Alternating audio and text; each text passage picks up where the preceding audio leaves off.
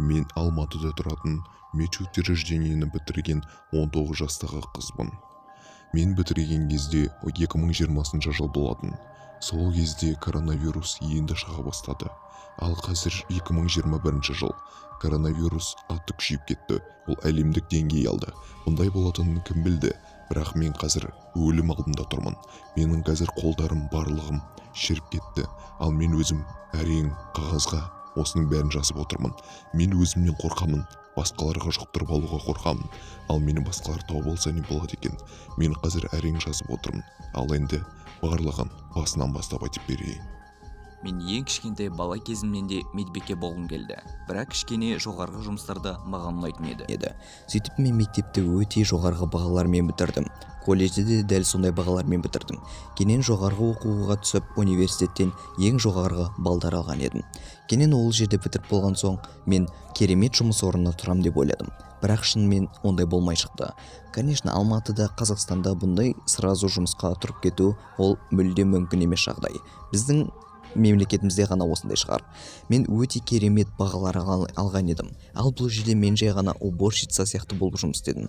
Менің негізі медбике деген атым болған еді, бірақ маған берген жұмыс ол тазалау, сыпыру, арасында пациенттерге қарау еді. Маған бұл қатты ұнамады, бірақ сонда да тәжірибе жинау үшін осындай жұмысқа тұруға мәжбүр болдым.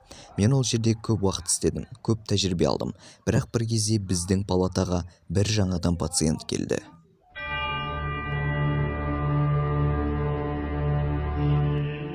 Ол келген күні жаңбыр жауып найзағай ойнап тұрған еді. Нағыз қорқынышты күн десек те болатын еді. Сөйтіп ол келген кезде күннен гөрі жаман бола бастады. Мен бұл жұмыстан шыққым келіп кетті. Себебі одан шығатын иісті айтып жеткізу мүлде мүмкін емес еді. Себебі оның иісі барлық больницаны алып тұрды. Оның иісі мүңкіп тұрды. Оның иісі өлік адамның иісі. Тіпті оны зомби десек те болады. Себебі оның түрі, үсті барлығы күйіп кеткен. Оның терісі мүлде сыпырылып, қоңыр, кейбір жерлерді мүлде қап-қара болып қалған. Оған қарасақ, ол жанып кеткен адамға ұқсайды. Бірақ врачтар, ең керемет дәрігерлер де оған нақты диагнозын бере алмады. Бұл нағыз жаңадан шыққан ауру сияқты болып көрінді. Біз бұдан қатты таңғалдық. Сөйтіп көп адам оның қасына жақындауға қорқатын еді. Бірақ мен батыл қыз болдым. Оған қорықпайтын едім. Бірақ оның қасына жақындамадым. Маған әлі бұған бұйрық берген жоқ еді. Сөйтіп бір күні мен сыпырып жүрдім. Мен тазалап жүрдім. Маған әр кабинаны, әр жерді тазалауға рұқсат берген еді.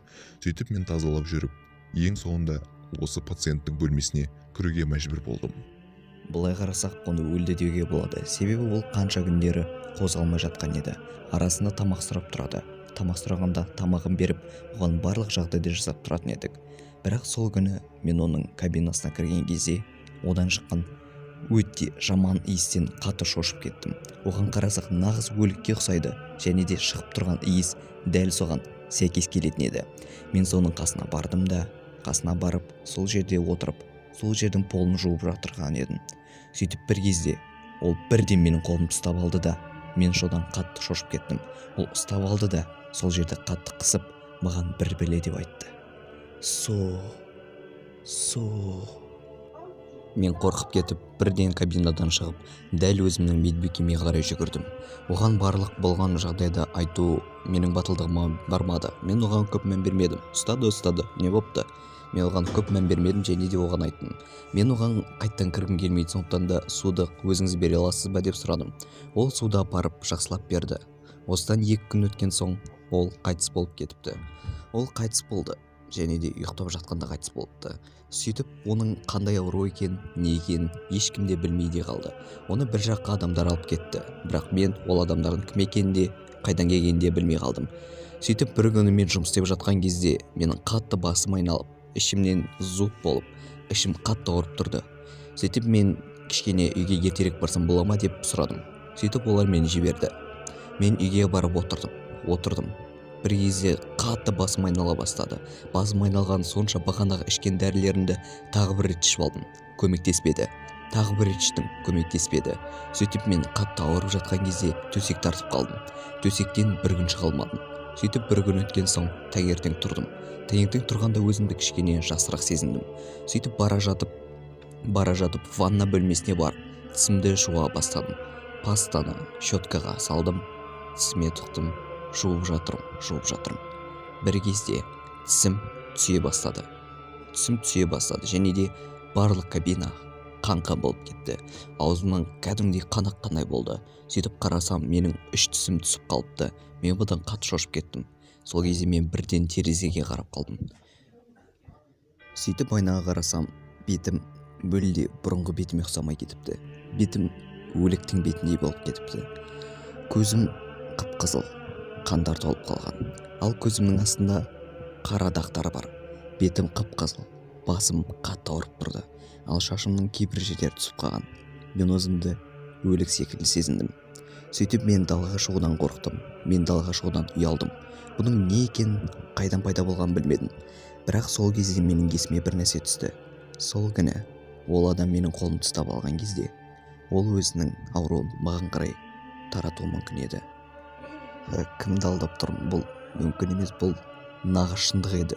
Ол маған сол кезде ауруын таратқан екен. Сол ауруын таратып болғаннан бір күн өткен соң менің қолым қызарып тұр екен. Дәл сол ұстаған жер қызарып тұрды. Ал тағы бір күн өткеннен ол жер кішкене шірей бастады. Мен әрине ол кезде оған мән берген жоқ едім. Бірақ бұның барлығы үлкен қателік болып шықты. Сөйтіп бір күні мен басым қатты айналды. Мен отырып қалдым. Бағанағы түскен шаштарым қайттан түсе бастады. Ал көзімдегі қан қайттан тола бастады. Сөйтіп менің басым айналды да менің қатты ұйқым келіп тұрды. Бірақ ұйықтайын десем, біртүрлі ұйықтай алмадым. Ұйқым келіп тұрды, бірақ ұйықтай алмадым. Сөйтіп ұйықтататын дәрі ішіп алып, ұйықтап қалдым. Ұйықтап болған соң таңертең ояндым. Бірақ будильниктен емес, өзімнің денемнің қыжуынан. Денем қатты ауырды.